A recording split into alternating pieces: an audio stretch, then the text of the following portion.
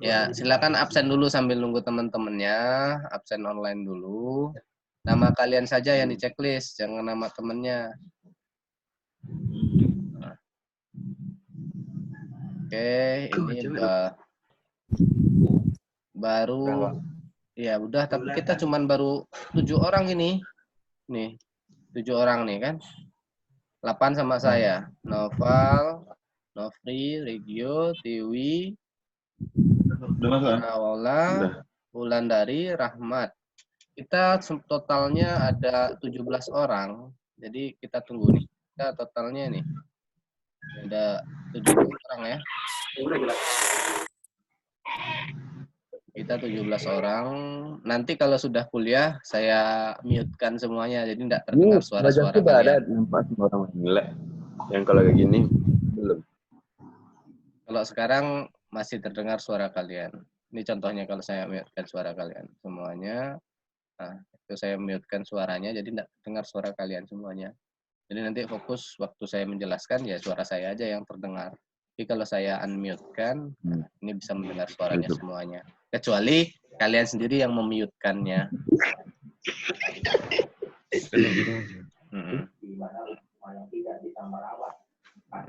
Sekarang udah nampak di tempat kalian PPT saya kan? PPT yang ini?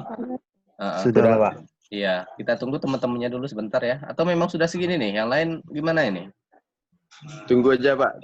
Ini ada suara gue.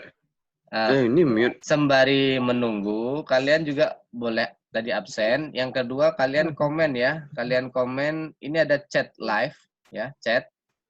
Nah, ini misalkan saya Eristianto. Kasih nama kalian di situ supaya saya tahu siapa saja yang masuk ke dalam kelas ini. Soalnya ini nggak langsung terekam sama Zoom-nya. Jadi kalian komen dengan nama kalian.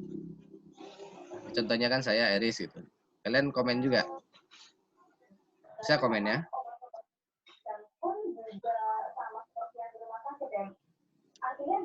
Ya. Itu sambil dengerin berita ya, bagus ya.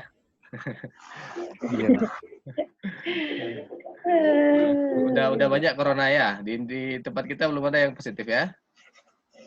Alhamdulillah ada Pak. Ya, Pak. Ya. Kita sambil nunggu temennya, ini lama sekali belum ada yang masuk. Ini masih berapa orang ini? Kok suara kedengaran nggak, Bang? Kedengar. Siapa yang ngomong? Ya, Regio, suara Regio terdengar. Ya. Jangan ada yang menggalih ya. Ya. Ya. Kalian fokus aja nanti. Sekarang udah 10 orang. Mungkin ayo bangunin teman-temannya. 10 orang. Baru 10 orang. Masih 7 orang lagi yang belum bangun. Sambil kita lihat peta corona ya. Skin map.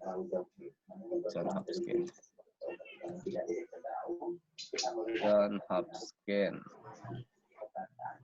Udah berapa di dunia sekarang corona ini? Ya sambil nunggu teman-temannya ya, kita iseng-iseng aja dulu. Ini orang. Nah, di dunia corona udah 417.966. Ya. Indonesia kita udah 600. Ya, 668 nih Indonesia.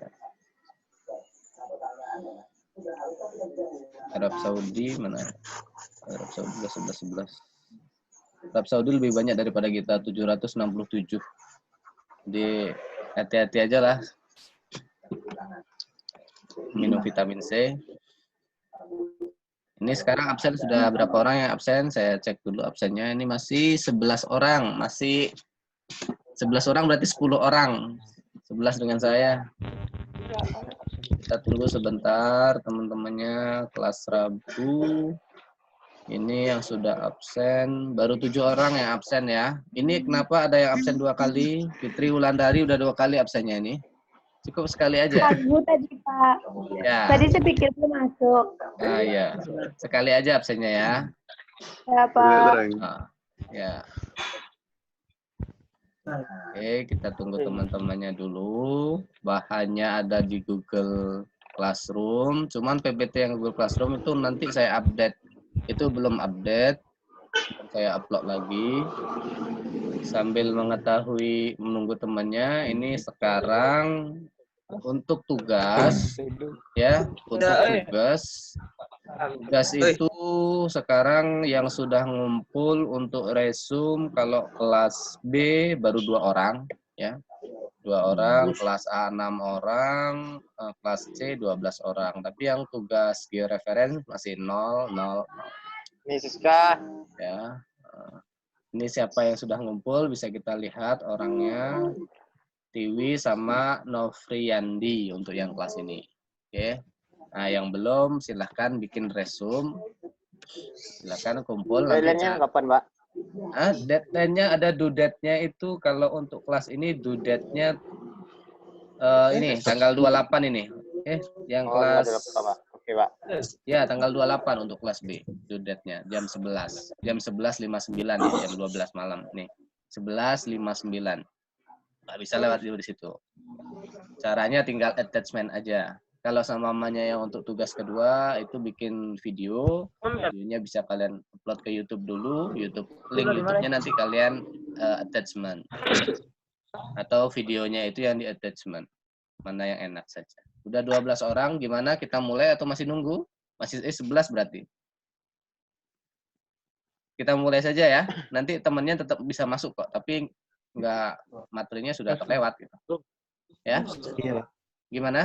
Oke ya. Ini jangan lupa chatting dulu. Chatting ini sudah baru Wulan sama Pipo Kaniaga yang chat nama. Baru 2 orang. Chat nama. Mau di situ bilang hadir. Ya, oke. Oh ya. Kasih nama, jangan hadir, kasih namanya. Namanya siapa? Nanti biar tahu. Oke, saya mulai aja ya. Assalamualaikum warahmatullahi wabarakatuh. Waalaikumsalam. Ini saya mute semuanya. Kita mulai perkuliahan hari ini. Mungkin sudah dapat pengalaman tanya sama sebelah gimana kuliah online dengan saya gitu ya. Nah, sekarang ini kemarin waktu sama Bu Nika, kalian sudah diajarkan perhitungan manual, pengambilan manual, praktikum pengambilan data manual. Yang kalian lakukan itu adalah pemetaan teretris. Pemetaan teretris itu fokus pada pengukuran jarak dan titik untuk menghasilkan sudut dan jarak juga nantinya. Catatan ini yang dilakukan. Kemudian bagian saya adalah menjelaskan bagaimana dari proses teretris menjadi fotogrametri. Fotogrametri atau citra. Di sini kegiatan yang kita lakukan meliputi interpretasi citra, nama keterangan pada sumber data lain. Maksudnya ini kalau kita menggunakan peta citra, citranya tahun berapa, citranya namanya apa. Kalau sama kita menggunakan peta analog, dari instansi mana, tahunnya berapa, nama petanya apa. Kemudian pengukuran antara titik pada citra. Ini proses interpretasi nanti akan menghasilkan peta misalnya tutupan lahan. Tutupan lahan itu kan kita bisa ukur luasnya, kalau untuk jalan kita bisa ukur panjangnya, sungai pun panjangnya. Terus ada proses fotogrametri, ini proses pengolahan data. Tapi kalau kita menggunakan fotogrametri, yang paling penting itu adalah proses GCP. GCP itu untuk memastikan proses analisis kita sama dan benar di kondisi lapangnya. Jadi fotogrametri tetap harus ke lapangan, tapi tidak seribet ketika kita melakukan proses pemetaan teretris. Nah, selama ini sebenarnya kita membuat apa? Kita adalah membuat informasi geospasial. Ketika kita membuat informasi geospasial, itu kita harus tunduk terhadap peraturan yang ada. Peraturan tertinggi itu undang-undang. Turunannya banyak, ada peraturan menteri, nanti ada peraturan kepala Bako Surtanal, ada peraturan dari BPN, itu turunan dari undang-undang ini. Tapi kita rujuk yang paling tinggi saja. Di sini diatur ada IG, itu singkatan dari informasi geospasial ya. IG itu terdiri atas informasi geospasial dasar dan informasi geospasial tematik. Nah, yang kita lakukan adalah informasi geospasial tematik. Peta tematik yang kita tahu ya, yang saya kenalkan, itu peta tematik pokoknya semua yang dibutuhkan oleh kita Itu namanya peta tematik. Ada peta tutupan lahan, ada peta tanah, ada peta geohidrologi, ada peta sosial, ada peta, pokoknya yang hanya satu item. Beda sama peta dasar. Kalau peta dasar, dalam satu peta itu ada banyak unsur. Dari mulai unsur topografi, ada unsur sungai, ada unsur sosial, ada unsur elevasi, ada unsur tutupan lahan, ya ada informasi terkait dengan toponimi juga. Itu peta dasar. Peta dasar itu bentuknya ada rupa bumi Indonesia, ada lingkungan pantai Indonesia, lingkungan laut Indonesia, termasuk peta NKRI Indonesia, batas Indonesia itu peta dasar. Nah, sekarang untuk peta informasi geospasial tematik dapat diselenggarakan, jadi kita tuh memang boleh melaksanakan peta tematik sesuai dengan kebutuhan setiap orang, asalkan setiap orang yang menyelenggarakan itu harus tunduk terhadap informasi geospasial dasar. Jadi kalau seumpamanya posisi-posisinya bergeser-geser, itu tidak boleh. Jadi harus pas semuanya. Nah, ini wahana udara yang ada, misalnya foto citra satelit, tetap dilakukan pengolahan, kemudian foto pakai foto udara ya dengan pesawat atau dengan balon udara, terus pemotretan. Ini ada juga sekarang dengan radar, ada dengan laser. Itu banyak sekarang teknologinya untuk melakukan fotogrametri. Kemudian kalau seumpamanya di laut, kita kenal namanya pemetaan batimetri. Pemetaan batimetri itu kalau kita di darat, itu pemetaan kontur darat, tapi kalau di laut namanya batimetri. Jadi kedalaman laut itu yang dipetakan, itu pakai radar juga. Oke, next. Ini yang kalian lakukan ketika melakukan metode teretris. Kita membuat poligon, bisa tertutup, bisa terbuka. Kalau tertutup misalnya seperti ini menggunakan poligon tertutup yang kalian praktikumkan, walaupun sekarang belum selesai ya. Nanti kita lanjutkan. Intinya, metode tertutup itu kita membuat detail situasi di dalam zona ini. Kalau untuk poligon terbuka, ini misalnya jalan, kalian sering nampak orang ukur-ukur jalan, itu adalah fokusnya untuk membuat elevasi jalan. Jadi bagaimana potongan-potongan elevasi jalan yang ada. Jadi orang tuh bisa tahu berapa harus ditimbun, berapa harus digali, supaya jalan itu datar. Tuh, kalau sebelum ada perencanaan. Atau sekedar untuk mengetahui berapa tingkat kemiringan jalan, itu diukur juga kelerengannya. Kenapa nggak menggunakan fotogrametri?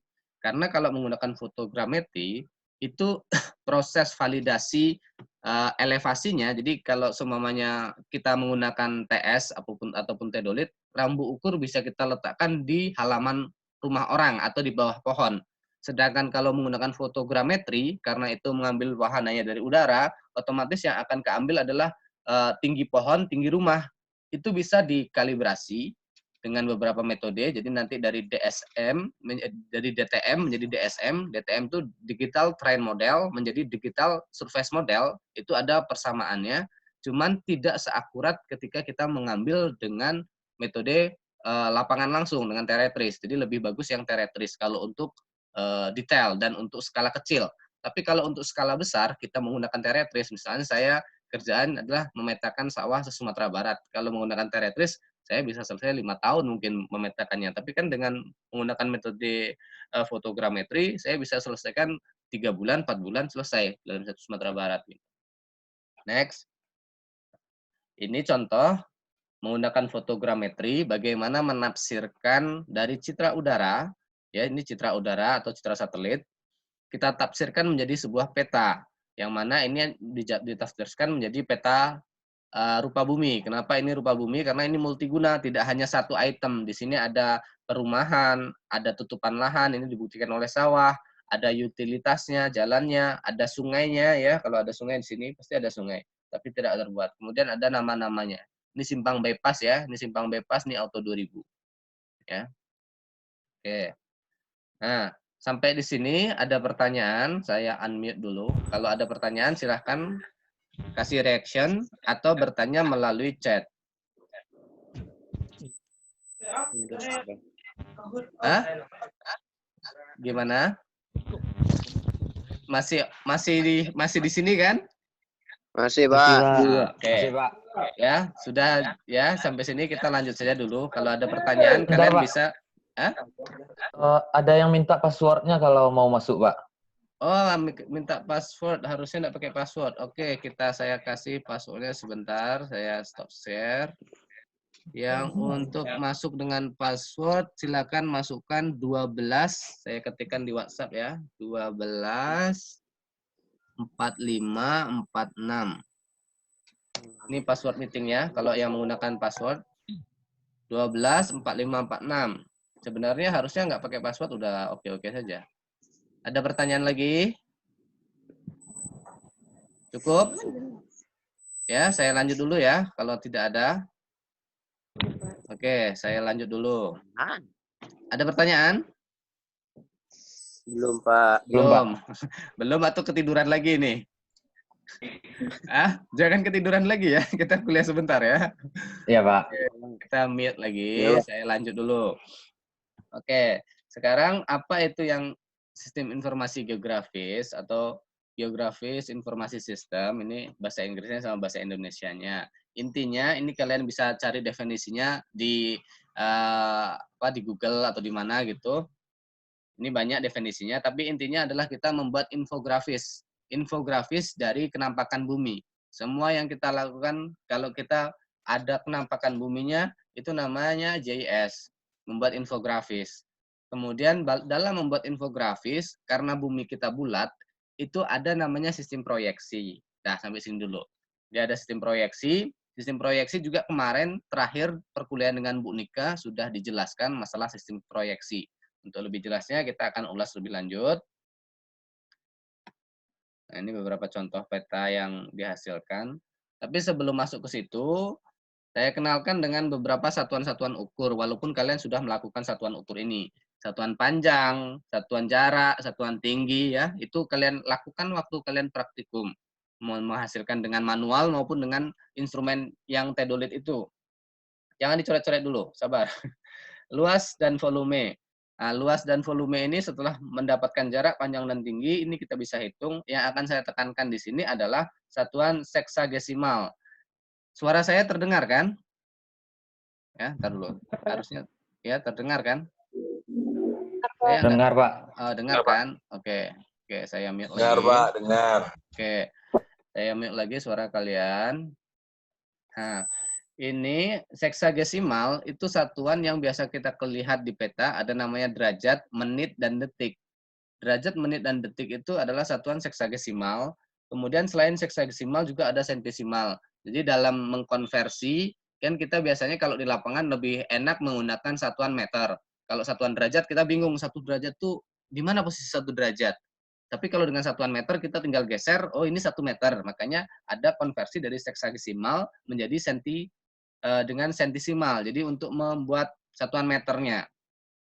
Kedua sudut ini dikombinasikan dengan satuan waktu desimal, makanya nanti kita kenal dengan decimal degree. Decimal degree itu penggabungan antara satuan sistem waktu dengan satuan sistem sudut. Karena bumi itu bulat, makanya sistem sudut berlaku dan sistem waktu berlaku. Itu yang kita kenal dengan decimal degree. Nah, next. Nah, ini. Sistem satuan secara umum itu terbagi hanya menjadi 2. Ada yang namanya GCS, ada yang namanya PCS. Bedanya apa? GCS itu biasanya kebanyakan menjadi datum. Datum itu titik acuan, titik dari pusat bumi. Ya, GCS. Dan satuan GCS itu adalah derajat, detik, menit. Sebenarnya derajat saja, karena kita untuk lebih menyesuaikan dengan kondisi waktu, makanya nanti ada WIB, WIT, WITA, itu karena ada sistem derajat waktu ini. Nah, pengambilan sistem derajat decimal degree yang kita kenal ada derajat, menit, detik, itu pengambilannya dari pusat bumi langsung. Jadi dari pusat bumi, kita tarik ke atas.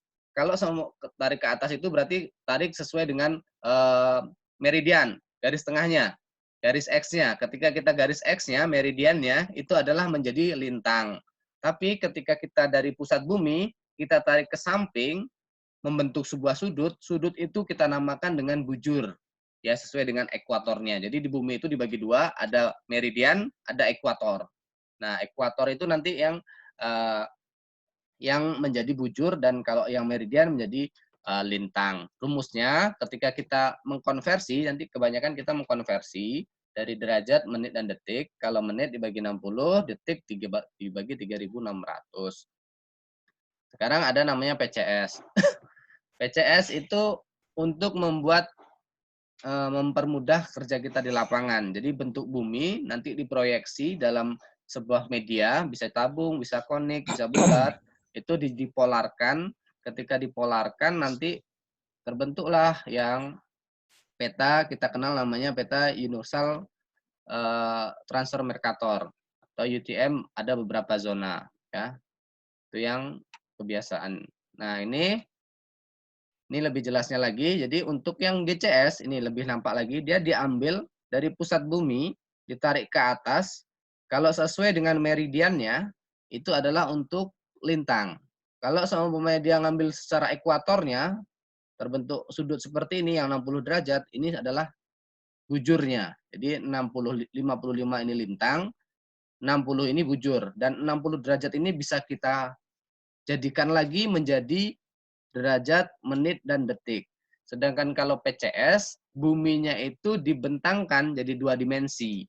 Nah, makanya jadi satuannya meter. Beberapa distorsi dilakukan. Ini kan seharusnya ketika kita membentangkan bulat itu, nanti yang tadinya ini lurus ini, bentuk bujurnya lurus, sebenarnya awalnya itu mereng, tapi didistorsi lagi, jadi bentuknya lurus.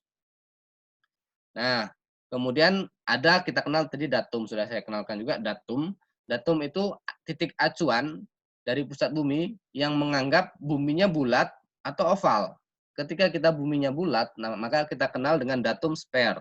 Kalau seumpamanya buminya oval, ya bulat telur, kita kenal dengan spheroid atau ellipsoid. Nah, di sini nanti ada beberapa proyeksi. Proyeksi ini digunakan ketika kita ingin membuat 2 dimensi. Maksudnya 2 dimensi untuk ukuran meter. Jadi nanti ada yang konik. Konik ini nanti kita kenal ada namanya proyeksi dengan sinusoidal. Sinusoidal itu bumi itu agak kerucut. Jadi atasnya kerucut, bawahnya kerucut.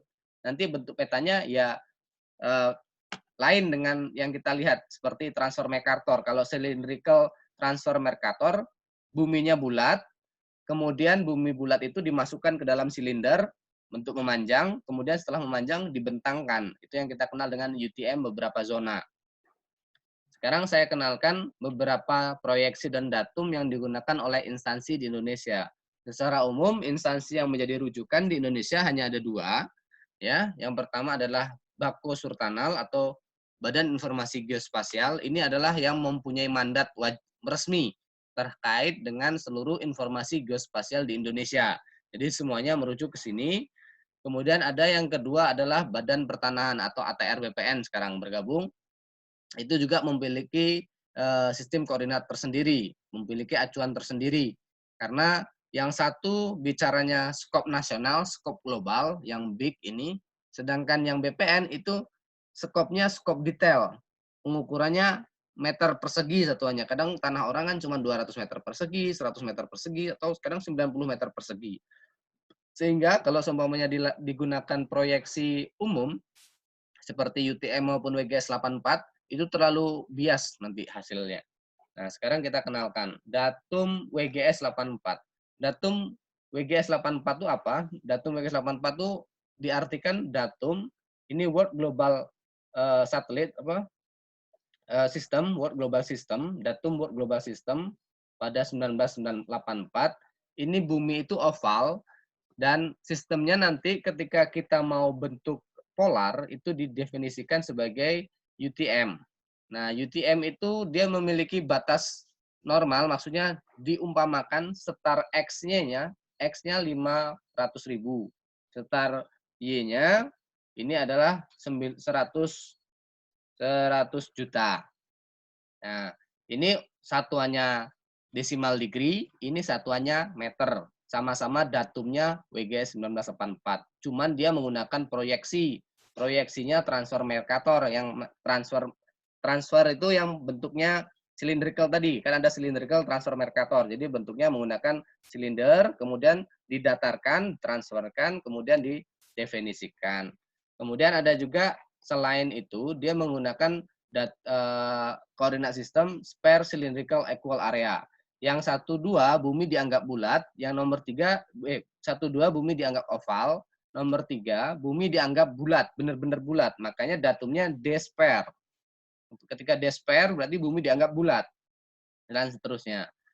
Kemudian di BPN kita kenal namanya DGN 1995. Dia tidak menggunakan 1984 lagi.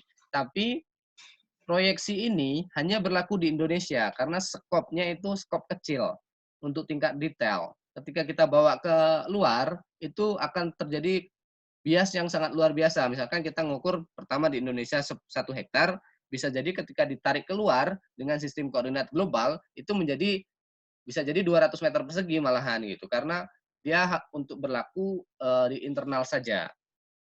Selain DGN 1995 itu ada namanya TM3. Ketika dah di TM3 kan, itu yang tadinya zona 47S dan 47N itu dibagi dua lagi. Jadi ada 47N1, ada 47N2, 47S1, 47S2, dan ada lagi dengan spare sinusoidal. Nah, kita lihat bentuknya ini. Kalau WGS tadi sudah dikenalkan seperti ini. UTM, bumi itu yang sebentuknya si oval ini, masuk ke dalam transfer Mercator seperti ini, sehingga dia membentuk beberapa zona UTM yang tadinya bentuknya agak miring, tapi didistorsi, diluruskan. Nah, ini zona UTM yang ada di Indonesia. Ini kalau ini ekuatornya, ini ekuator. Ini zona 46, zona 47, karena ini sudah di DKN TM3, 47-nya itu dibagi dua. Ini 471, 472. Bagian S, ini bagian North. Jadi kalau dari ekuator ke atas itu bagian North, bagian utara, ini bagian selatan. Dan seterusnya ini sampai dengan titik tepinya. Bagaimana dengan bentuk sinusoidal? Spare sinusoidal, bumi itu dianggap proyeksinya dengan konik, dengan kerucut. Jadi buminya bentuknya mengerucut atas dan bawah. Sehingga ketika dibikin polar, menjadi seperti ini bentuknya. Beda sama yang ini. Ini UTM, ini sinusoidal. Ini juga ada, ini menggunakan sistem UTM, dibentangkan seluruh dunia. Tapi ini adalah untuk pembagian format citra Landsat. Oke, sampai di sini tambah ngantuk atau sudah jelas? Saya mendongeng ya. Gimana? Ada pertanyaan? Enggak, Pak. Lanjut. Oke. Lanjut. Oke, lanjut. Silakan lanjut tidurnya lagi ya. Saya dongeng lagi ya. Oke, nanti videonya bisa kalian lihat kok. Ini saya rekam dari A sampai Z. Nah, sekarang saya kenalkan dengan data spasial. Data spasial dan sumber data. Data spasial di dalam informasi geospasial, ya, di dalam pemetaan. Nah, informasi geospasial kita singkat jadi pemetaan gitu. Dalam pemetaan ada dua formatnya. Pertama format vektor, yang kedua format raster. Nah, format vektor dan format raster untuk vektor tersendiri itu terbagi menjadi 3, yaitu bentuk poin, bentuknya ada poin, itu yang A, ini A bentuknya poin. Kemudian yang B bentuknya line, C bentuknya poligon. Yang kalian lakukan ketika pemetaan teretris adalah untuk menghasilkan vektornya dulu. Titik itu biasanya mungkin kalau elevasi kan pasti kalian ngambil titiknya. Ambil titik. Kalau line itu contohnya kalian membuat jalan, sungai itu line. Kalau suatu luasan area baru dengan perwakilan poligon. Terus tipenya bagaimana? Tipenya bermacam-macam. Kalau semuanya kita menggunakan aplikasi JS, tipe yang kita gunakan adalah SHP file. Kita notasikan di sini .shp. Itu berlaku untuk seluruh aplikasi JS, baik itu Global Mapper, RMapper, kemudian ArcGIS ini sendiri atau kita sebut ArMap, ada namanya sekarang QGIS, ada Map Window, ada Arinfo, ada CatMap, ya, banyak lagi software-software lain. Nah, ketika kita bicara CatMap, ini ada namanya kita berbicara dengan AutoCAD, maka format yang keluar di sana adalah DWG dan DXF. Tapi semua format seperti ini bisa kita konversi, kita convert menjadi apa yang kita mau. Kalau semuanya kita memasukkan data kita yang bentuk vektor itu ke Google, maka kita ganti formatnya menjadi KML maupun KMZ. Kalau GPX itu format kita survei lapangan dari GPS biasanya kita menghasilkan format GPX. Semuanya ini bisa kita konversi. Nah, yang kedua adalah format raster. Format raster tidak ada bentuknya. Satu bentuknya, semua data yang memiliki pixel size yang ketika kita zoom ada bentuk petaknya, itu kita sebut raster. Setelah kita membuat data peta, kemudian kita foto hasil pengukuran kita, bentuk poligon itu juga disebut dengan raster. Kita minum dulu ya. Nah, raster formatnya lebih banyak lagi format raster, karena dia sesuai dengan aplikasinya. Ada JPEG, PNG, TIFF, PDF, BMP, ECW, IMG, IRS, DEM, dan seterusnya. Intinya semua data yang memiliki pixel size itu namanya raster. Nah, sekarang dari mana kita bisa mendapatkan data-data tersebut? Yang pertama, kita bisa melakukan dengan pengukuran lapang, teretris, seperti yang sudah kalian lakukan. Yang kedua, kita menggunakan peta analog. Peta analog itu apa? Peta analog, peta yang kita dapatkan dari instansi. Misalnya instansi kehutanan, kita mau tahu batas kawasan hutan lindung khususnya. Kita dikasih dalam bentuk hard copy. Otomatis hard copy itu namanya peta analog. Kemudian kita foto untuk mendigitalisasi. Setelah udah menjadi gambar foto, gambar peta, itu kita proses spasial, namanya proses registrasi atau georeference. Nah, kita di sesi selanjutnya nanti kita bicara tentang georeference.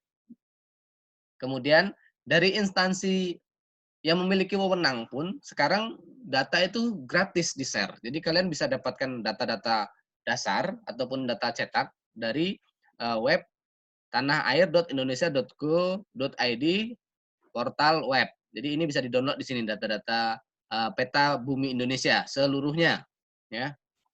Ada lagi namanya DEM. DEM itu digital elevasi model. Digital elevasi model dia adalah bentuk data digital dari elevasi. Jadi dari elevasi nanti diinterpolasi dan dihasilkan data raster. Data raster namanya DEM. DEM itu nanti bisa diturunkan menjadi sungai, menjadi kelerengan, menjadi elevasi, menjadi aspek, menjadi banyak lagi, dia bisa multifungsi kalau udah jadi DEM gitu. Kemudian selain data dari BIG itu sendiri, kita juga bisa menghasilkan data dari USGS untuk mengambil citra satelit. Ada juga menggunakan aplikasi Universal Map Downloader. Kalian bisa coba-coba aplikasi ini.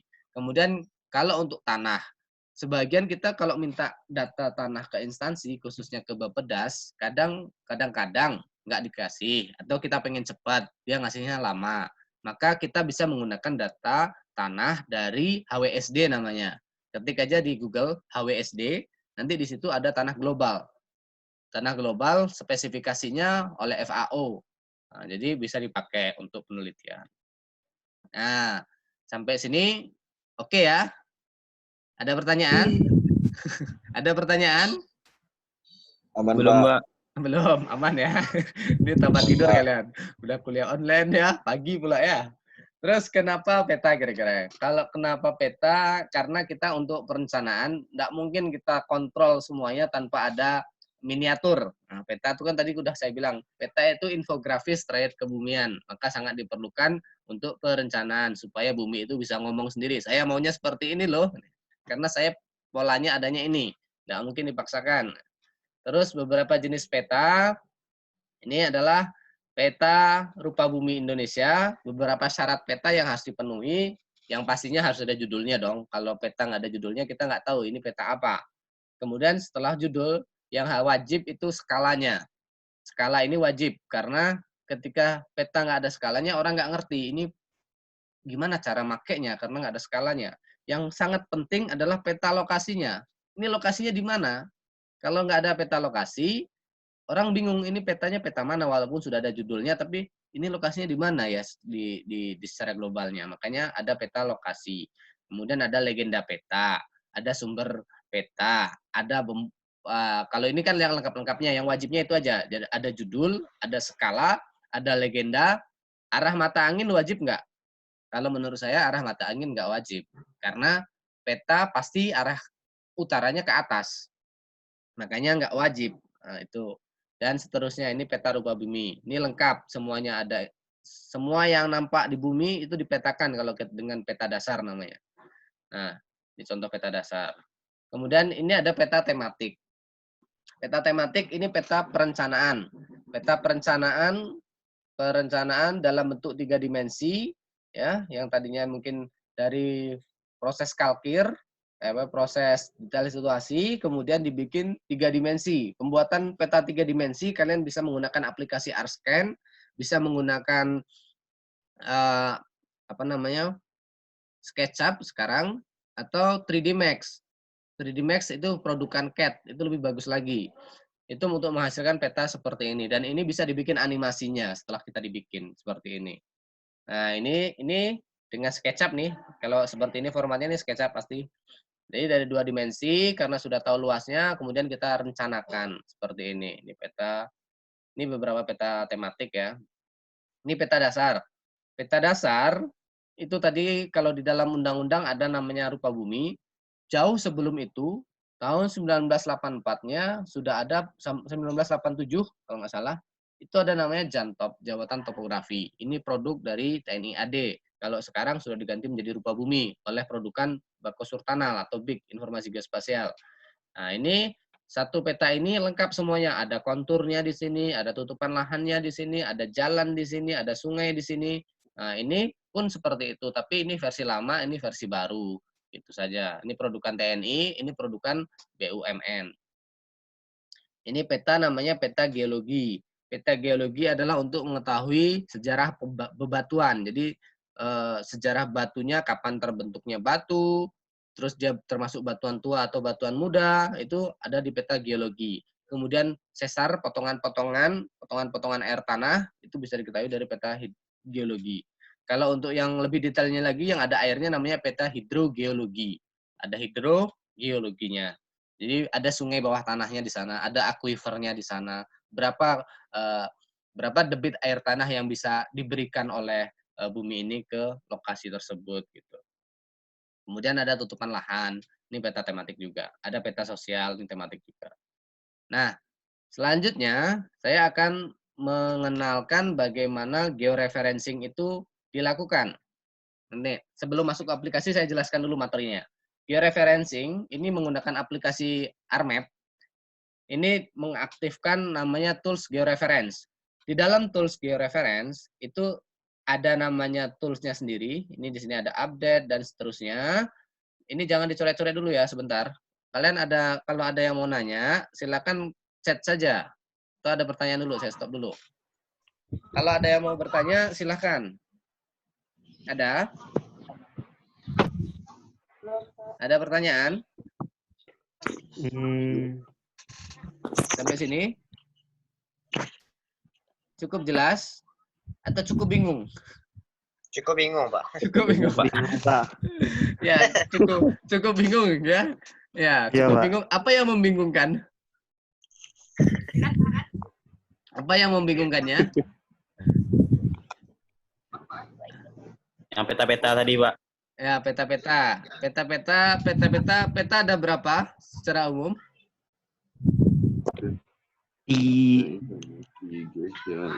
Ada peta dasar, ada peta tematik gitu aja ya. Nah, kemudian sistem koordinat ada berapa? Sistem koordinat ada 2. Ada PCS, ada GCS. Yang satu formatnya decimal degree, yang satu formatnya UTM atau formatnya meter. Proyeksinya baru banyak. Tadi kan saya jelaskan proyeksinya itu banyak. Ada proyeksi dengan WGS 1984, ada proyeksi dengan datum DGN 1995, ada proyeksi dengan spare saja. Nah, nanti videonya bisa kalian ulang lagi, tapi kalau sekarang ada yang nyantol sedikit atau ada teringat tadi apa yang saya sampaikan dan ragu, silakan tanyakan lagi. Ada? Nggak ada? Belum, Pak.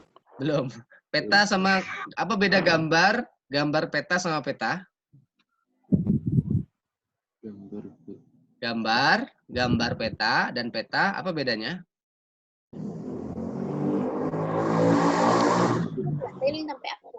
Ada yang bisa menjawab? Ya, pas semuanya? Pas, Pak. Kok pas? Gambar, semua yang kita lihat itu bentuk kenampakan makhluk hidup kalau kita simpan, ya, itu namanya gambar kan. Nah, tapi kalau semuanya gambar itu ada unsur kebumiannya, itu gambar peta. Kapan dia disebut peta? Ketika dia disebut peta adalah kalau sudah menyesuaikan dengan sistem koordinat aplikasi yang kita gunakan. Jadi kalau belum dimasukkan ke dalam ArcGIS, itu masih namanya gambar peta. Tapi kalau sudah di georeference, ini sekarang lagi kita belajar di georeference, itu namanya peta. Baik itu peta analog maupun itu peta digital. Ya. Jadi peta itu disebut kalau sudah sesuai. Sudah ada koordinatnya. Ya, sesuai gambar petanya dengan koordinat sistem komputernya, komputasinya itu. Kalau belum sesuai masih namanya gambar peta. Oke, cukup dulu ya, kita lanjut dulu ya. Oke, Pak. Oke, lanjut. Mute lagi.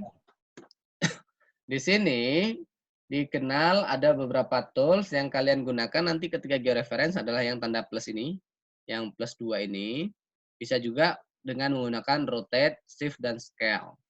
Nah, fungsinya untuk apa? Kalian bisa baca di sini fungsi yang ini nih. Ada update georeference untuk apa dan seterusnya. Nah, gimana caranya? Ini caranya nih. Misalnya ini ada gambar peta. Ketika kita menggeoreferensikan atau mereferensikan atau menjadikan dia peta dari gambar peta, ini gambar peta, kita mau jadikan peta.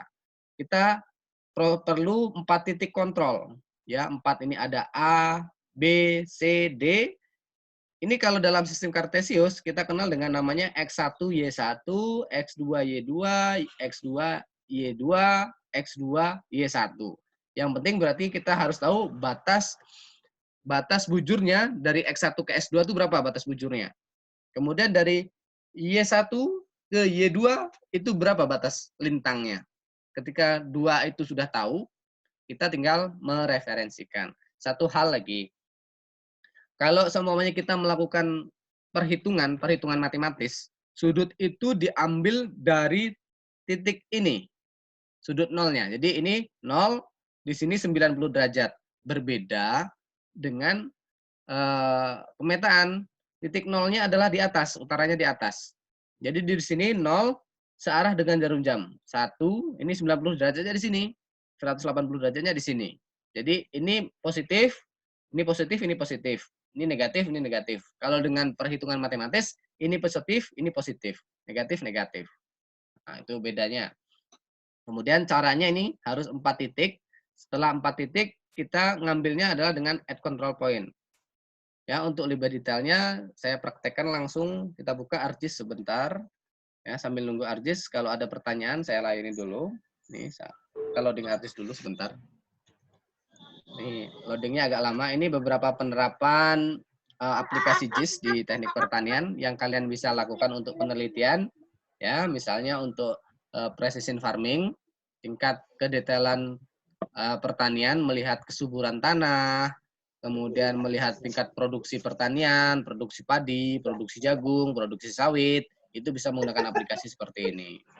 Nah, ada juga ini menggunakan ini untuk rantai pasok makanan. Rantai pasok makanan di Cina dipetakan juga. Ini sambil nunggu proses ArcGIS saya ya. Semuanya bisa menggunakan, udah ada ArcGIS-nya belum di laptopnya? Belum, Enggak, Pak. Pak. Enggak jelas, Belum, Pak. Bapak. Belum ya, Belum, belum. Pak.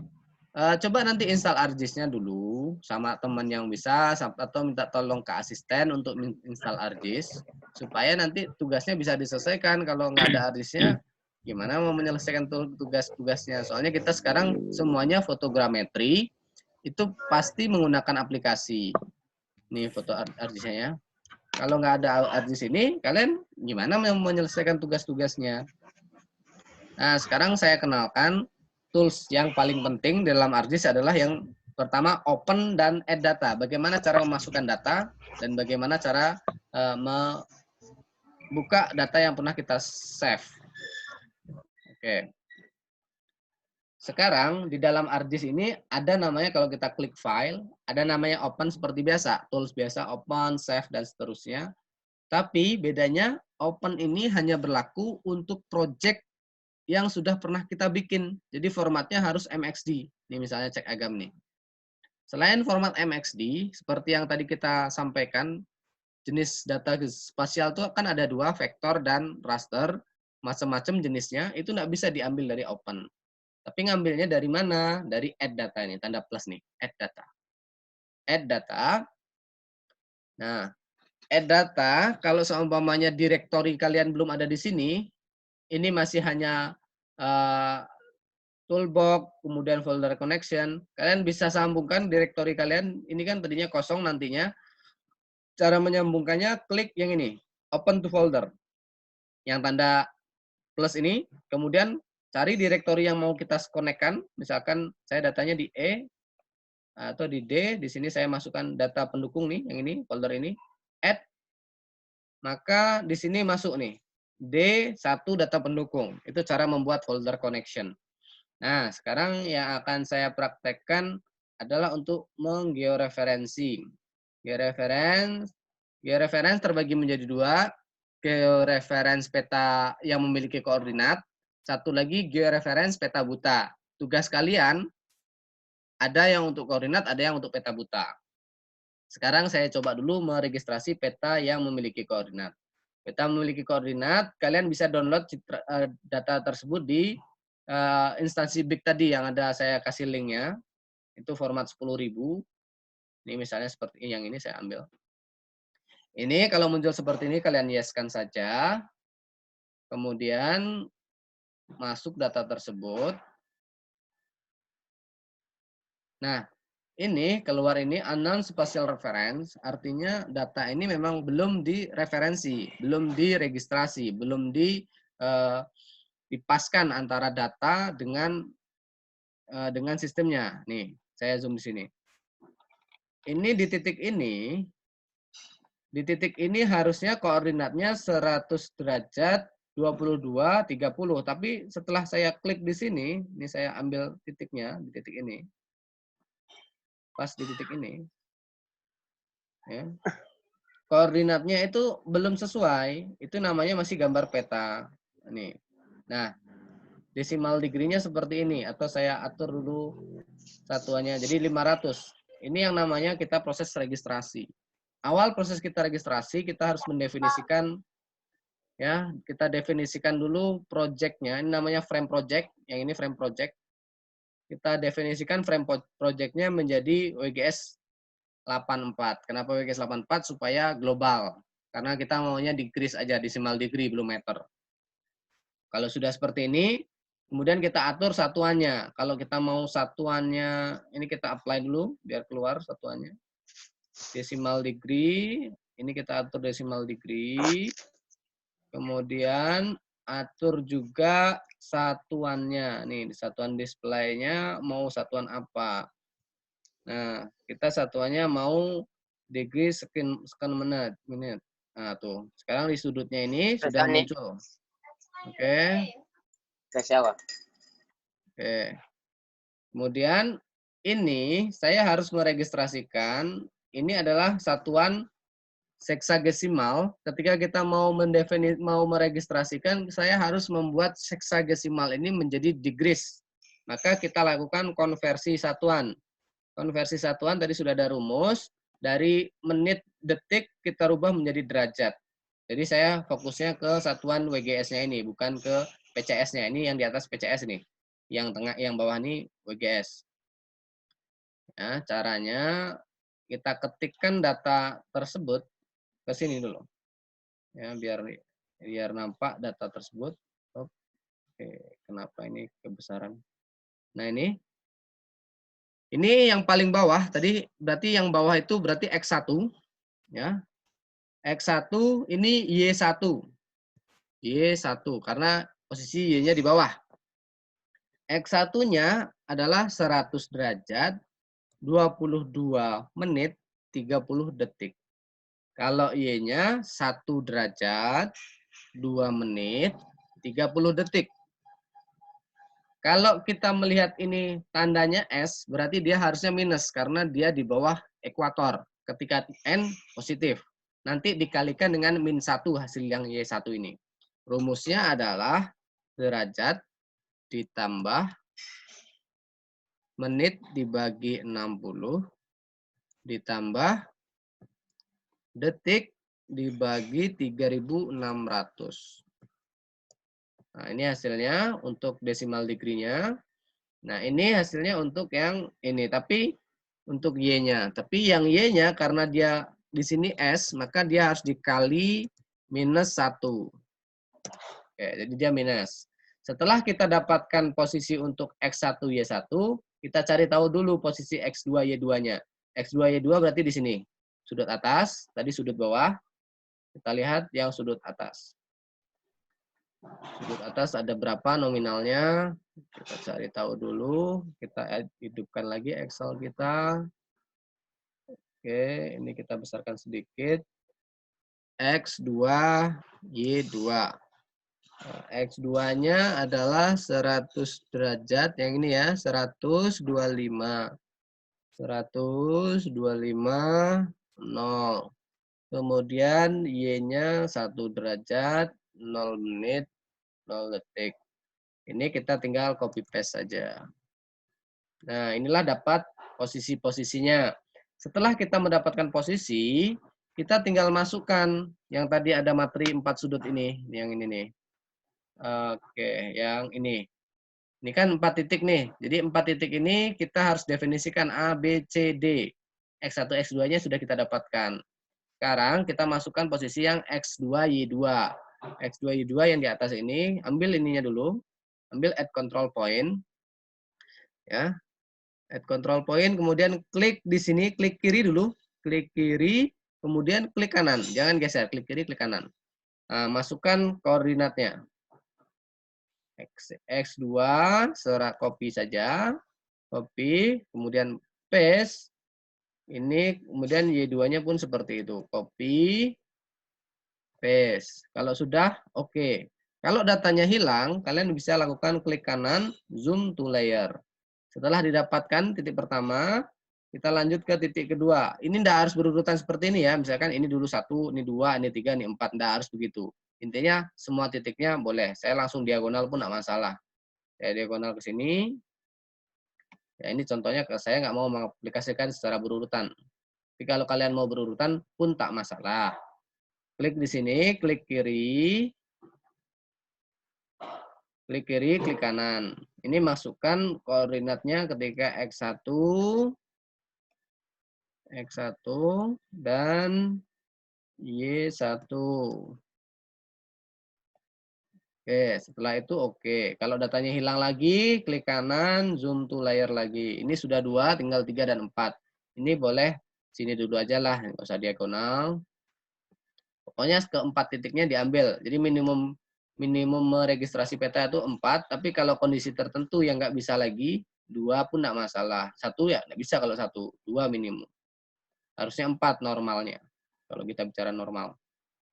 Ini di sini berarti X2, Y1, copy X2, kita copy Y1-nya.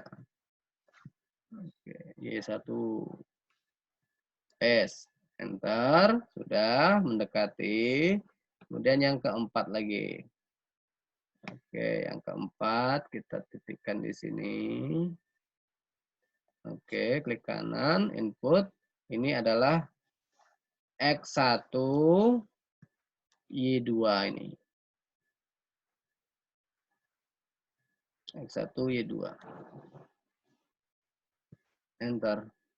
Oke, kalau sudah seperti ini, sudah keempat-empatnya, ini ada 4 titik, 1, 2, 3, 4. Kalian tinggal klik georeference, update georeference.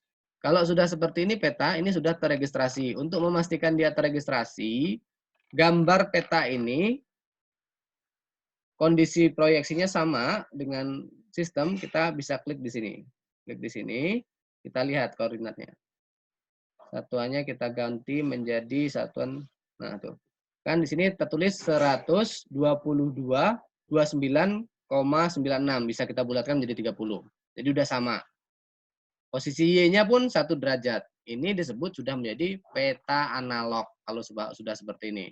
Ya, kalau sudah seperti ini namanya ini peta analog karena sudah terregistrasi. Sampai di sini paham? Sampai di sini paham? Hah? Paham, Pak. Ya, paham. Oke, ini untuk tugas pertama loh. Kalian harus meregistrasi peta. Oke. Nah, sekarang setelah ya ada pertanyaan? Ada pertanyaan? Enggak, Pak. Nah, kita lanjut ya. Oke, lanjut. Sekarang bagaimana kita meregistrasi peta buta? Kalau namanya peta buta, ini contoh petanya, saya ambil lagi. Kemarin mana ya? Bentar, saya cari dulu filenya. Filenya itu kemarin sudah diregistrasi. Saya contohkan untuk yang batas UNAN. Kalian yang bagian spam, saya yang batas UNAN. Bahan GIS. Ini yang ini. Yang ini. Jadi memasukkan ke dalam ArcGIS tidak selalu harus dari add data. Kalian bisa melakukan dengan drag. Ini contohnya drag. Tinggal ditahan, tarik ke dalam ArcGIS, tempel di sini. Sudah. Ini tandanya belum registrasi. Koneksinya nggak stabil katanya. Udah. Oke, zoom to layer. Nah, ini namanya peta buta. Kenapa peta buta? Pertama, dia nggak memiliki letak petanya entah di mana nggak tahu. Berarti kita harus tahu posisi peta itu di mana, dituntut itu. Itu yang pertama. Yang kedua, dia nggak ada koordinat sistemnya yang memandu kita dalam meregistrasi peta ini. Ini gambar peta yang tidak ada koordinatnya. Jadi yang menjadi acuan hanya ada tanda alam. Tanda alam bisa menjadi yang menjadi acuan adalah batas ini sendiri. Ini batas tanah ini. Atau ini sungai. Ini ada tepi kiri dan tepi kanan sungai.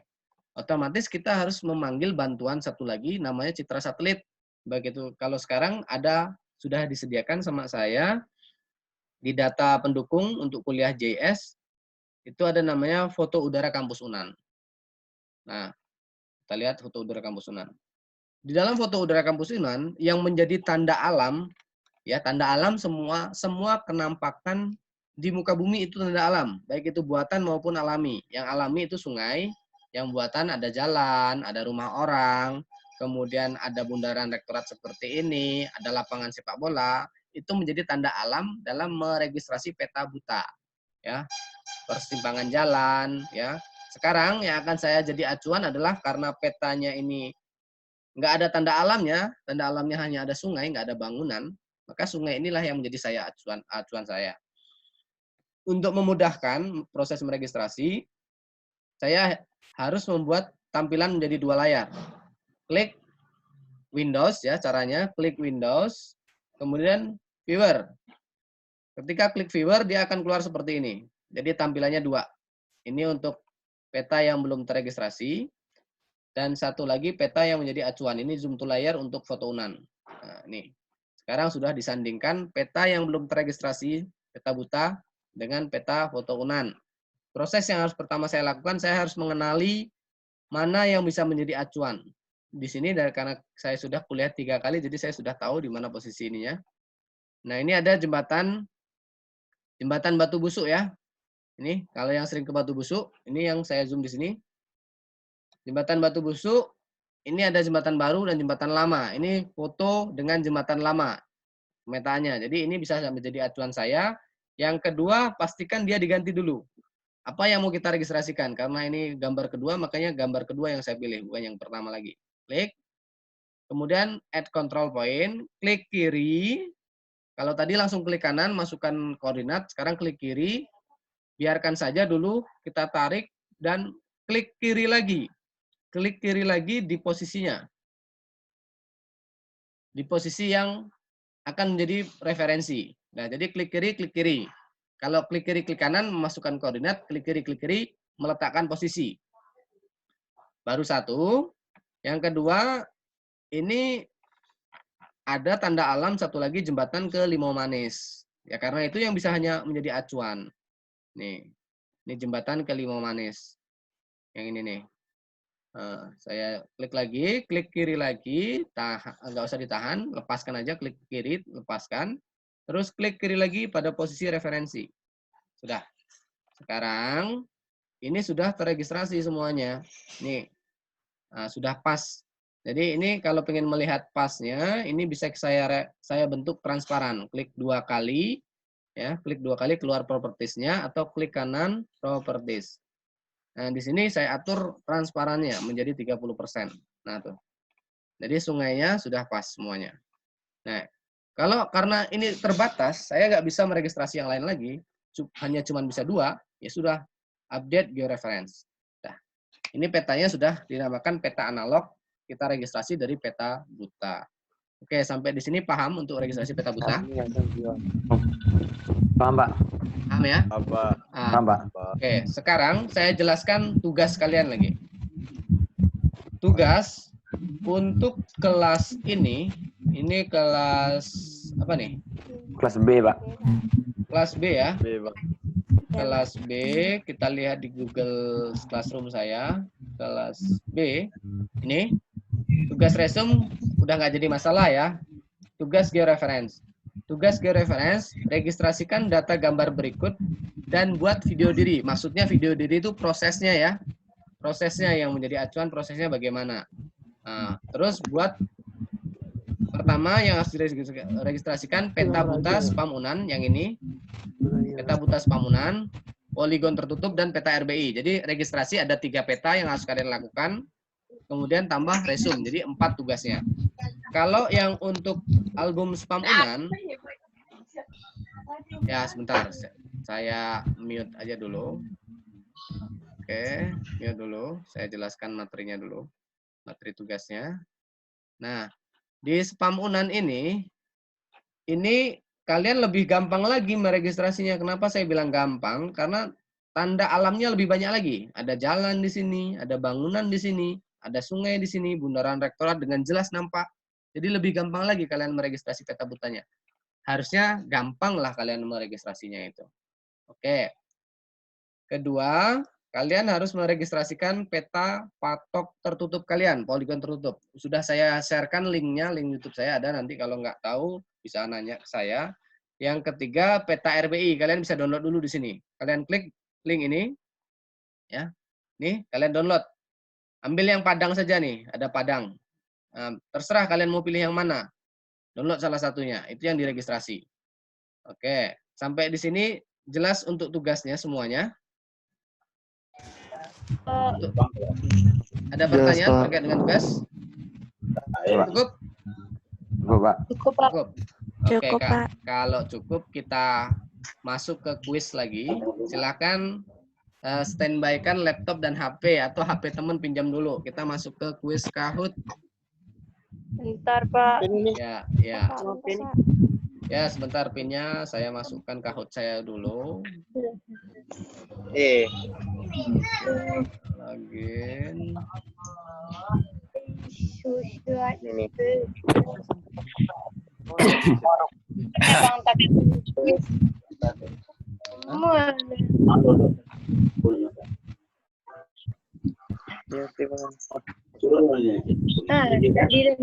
Dah masak.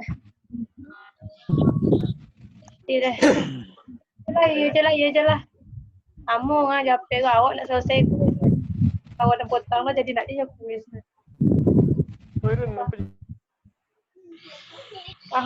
Kahut. Ya, sebentar ya. Oke.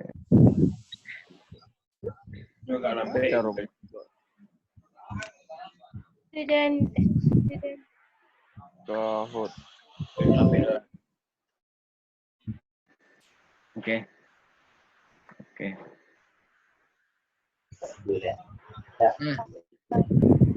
Oke, silakan masukkan enter pin-nya. Bentar, Pak. Ya. Tadi kamu lantar. Enter pin, ini pin ya. Silakan masukkan pin ya.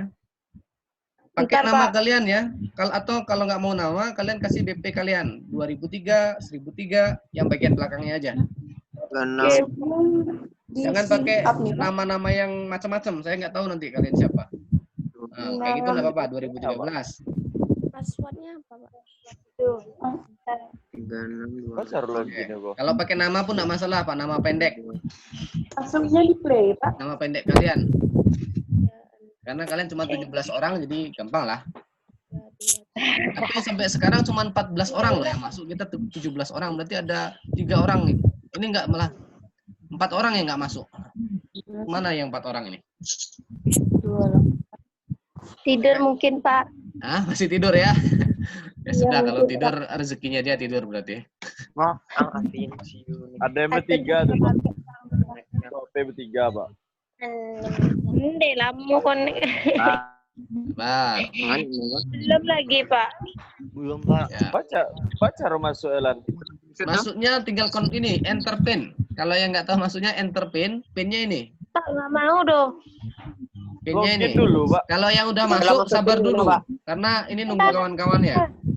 Ini pinnya saya taruh di WhatsApp. Login dulu ya, Pak. Sekarang yang masuk baru 5 orang dari total kita peserta hari ini conference 13 orang.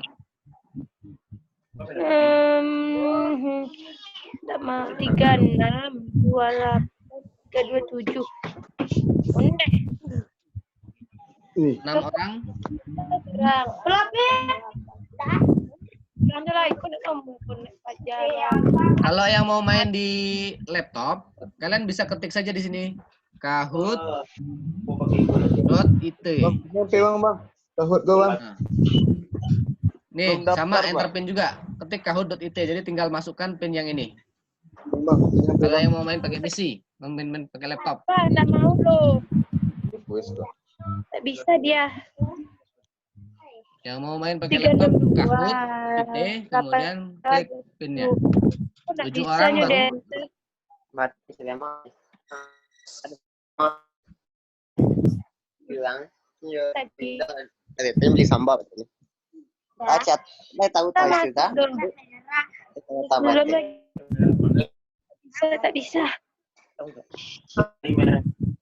Punya salah, Be. Aduh, merah.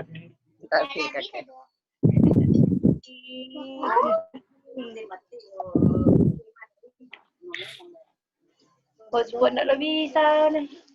Dah.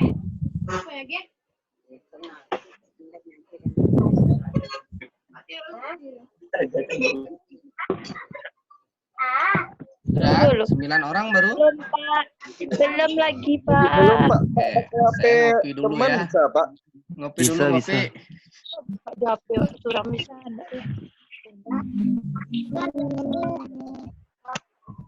Kahoot.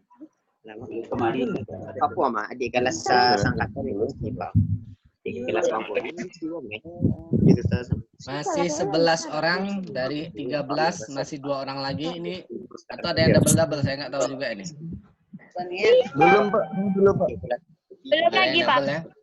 Bisa dia masuk Fadil Pak. Wasif 2016. Oke. Enggak 12 orang, 1 orang lagi. Iya, Pak. mau enggak mau. Tunggu dulu, Pak. Iya, saya tunggu, masih saya tunggu kok. Ini di internet aja. Masih saya tunggu. Silahkan login semuanya. Jadi enggak dengar dia. Kalian sudah nanya belum bocoran soalnya ke tetangga sebelah, ke kelas A dan kelas Senin sama kelas Selasa? Belum, Pak. Oh, belum. Tanya lah, kalau biar tahu besok apa soalnya. Soalnya masih Jujur sama. lebih soalnya. baik, Pak. Ya. Jujur, Pak. Kok enggak bisanya masuk dong. Udah? Udah? Loadingnya lama, Pak. Belum. Lu iya Pak, enggak bisa dong kalau loadingnya lama masuk dong. Dia harus kalau jangan menggunakan HP keduanya. Kalau menggunakan HP keduanya mustahil bisa.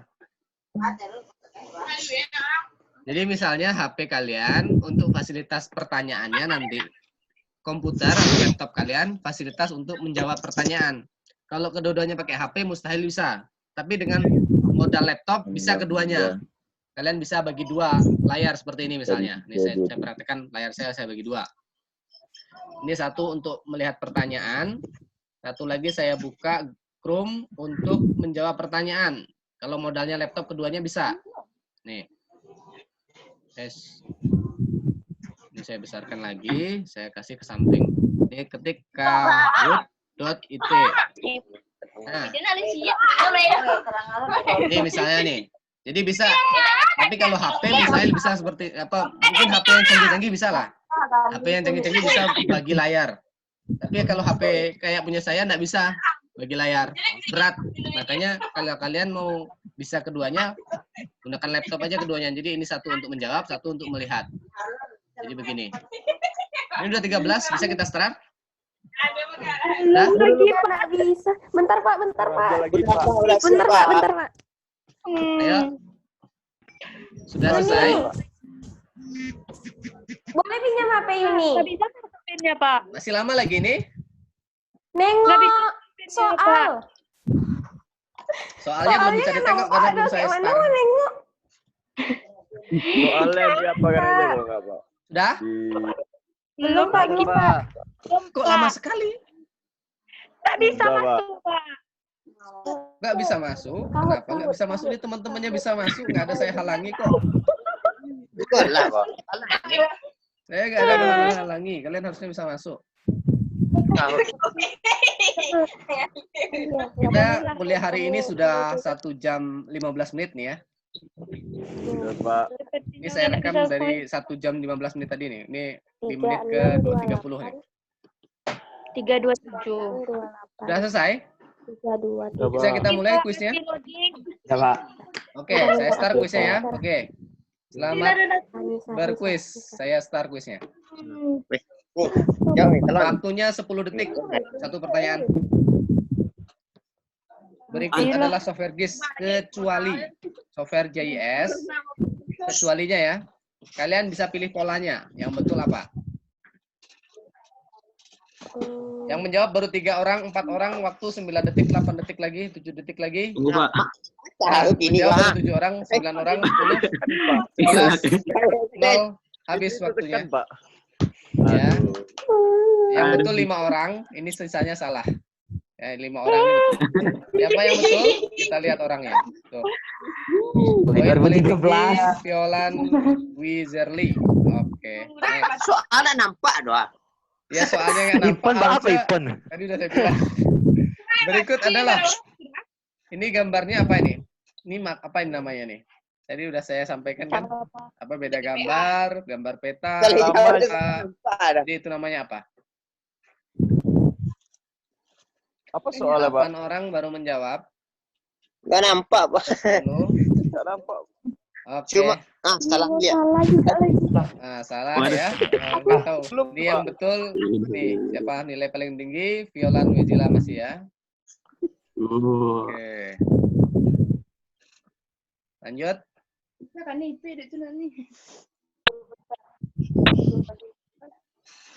Ya, silahkan. Soalnya Pak. Ya, soalnya itu udah ada. Kok bentuknya kayak itu semua Pak? Hah? Iya. Oke. Nggak siapa ya. Nggak bisa. Nah, salah tadi ya. Nah, kalian nampak bentuknya aja karena itu harusnya jangan menggunakan HP. Kalau menggunakan Ayo, HP Pak. keduanya bingung nanti Iya, Pak, bentuknya ya, Pak, ya, keluar. Nah, ini yang tertinggi ini udah naik siapa nih? 1703 nih 2013. Tapi yang paling tinggi masih Violan nih. Wis. Oke, jenis data spasial terbagi atas. Tadi sudah saya sampaikan. Soalnya apa? 4 orang baru menjawab waktu 9 detik lagi, 8 detik lagi, Soalnya nggak 7 ada, Pak. detik lagi, 6, 4, 3, 2, 1, habis. Oke. Ah, salah. Ah, betul ya, Soalnya ada, banyak Pak. yang betul nih. Tapi banyak juga yang salah nih, dapat kok 3 ini. Kenapa 3 dijawabnya nih? Jelas-jelas 2. Hanya vektor dan raster, tipenya ya banyak. Ya, oke. Oh, kalah Violan naik 2013. Oke. Nah, jenis peta digolongkan berdasarkan maksud terbagi atas kecuali. Berarti selain maksud tujuan bikin peta tuh kecualinya, bikin peta apa? Kan ngancam di laptop tadi ini. Ada 8 orang baru jawab waktu 6, 5, 4, 3, 2, 1 habis. Oke. Pak. Banyak yang betul ya, 10 orang ya. Tapi ada yang menjawab masih ini. Oke, masih 2013 yang di atas. Jenis data vektor terbagi atas kecuali. Ini kecuali yang ditanya ya. Vektor kecuali. Vektor. Ini nggak tahu juga ya, terlalu tidur tadi berarti. Kalau nggak bisa jawab ini ya memang tidur ini. Bukannya nggak tahu Pak soalnya. Cuma pakai satu HP Pak. Ya, Kayaknya Pak. banyak juga berarti yang tidur ini ya. Asal jawab aja Pak. Banyak yang tidur ini. Empat orang Asal yang betul. tekan aja tuh yang 4 tuh Pak. Asal jawab Oke, Nisa naik ya. Kode. Data raster adalah data yang mengandung pixel dengan jenis format kecuali. Yang saya tanya kecualinya ya. Aduh. Yang saya tanya kecualinya. Ini nggak bisa jawab juga berarti tadi nggak nyimak apa yang saya jelaskan. Pilihan nampak. Oke, banyak yang betul 7 orang tapi yang salah 7 juga. Jadi sebanding ya, salah 7, betul 7. Betul. Ada yang naik? Enggak, tetap kondisinya. Ulangan 2000. Berikut adalah format vektor kecuali. Format vektor tadi sudah saya jelaskan, yang saya tanya kecualinya. 1 orang baru jawab 4, 9 detik lagi, 8 detik, 7, 6, 5, 4, 3, 2, 1. Oke. 6 salah, 8 betul. Siapa? Ada yang naik lagi? Oh, naik. 1024 naik ke atas. Sumber data spasial yang bisa digunakan untuk membuat peta tutupan lahan adalah yang paling mendekati. Untuk tutupan lahan tuh sumber datanya apa? Yang paling mendekati.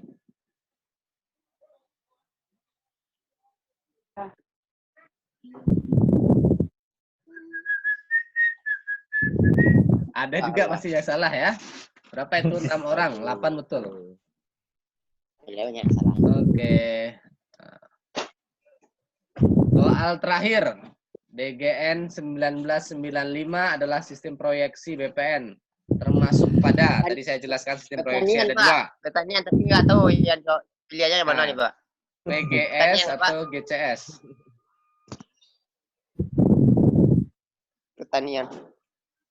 Pertanyaannya DGN 1995, proyeksi BPN termasuk apa? Pertanian. Oke, Aduh, GCS. habislah waktu, Pak. Oke, selesai. Siapa yang juara 1? Ini juara 3-nya dulu. Violan, ya. Wizardly, juara 3. Iya, tahu ya. 2024 juara Ya, 2. 2013 ya. Adalah 2000. Ya, 2013. 13. Sekian, terima kasih kuliah hari ini. Kita tutup dengan kuis. Kita lanjut lagi besok pertemuan.